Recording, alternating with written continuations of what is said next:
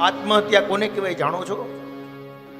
આપણે એમ સમજી છીએ કે કોઈ સળગીને બરીને મરી ગયા તો એને આત્મહત્યા કરી, કોઈ દવા પી અને મરી ગયા તો એને આત્મહત્યા કરી, કોઈ ટીંગાઈને મરી ગયા એને આત્મહત્યા કરી. ના, એ તો એના મૃત્યુનો પ્રકાર છે.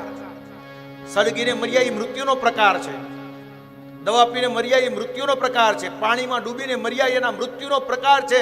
એ આત્મહત્યા નથી. આત્મહત્યા કોને કહેવાય જાણો છો?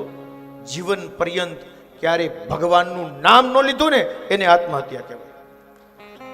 આ શરીર મળ્યું છતાંય ભગવાનનું નામ નહીં લેવાનું, જેને આ બધું આપ્યું છતાંય એને યાદ નહીં કરવાનું. આ પરમાત્મા માટે આ બધું આપણને મળ્યું છે અને પરમાત્મા એ જ બધું આપ્યું છે. આ પરમાત્મા સિવાય સત્ય નથી.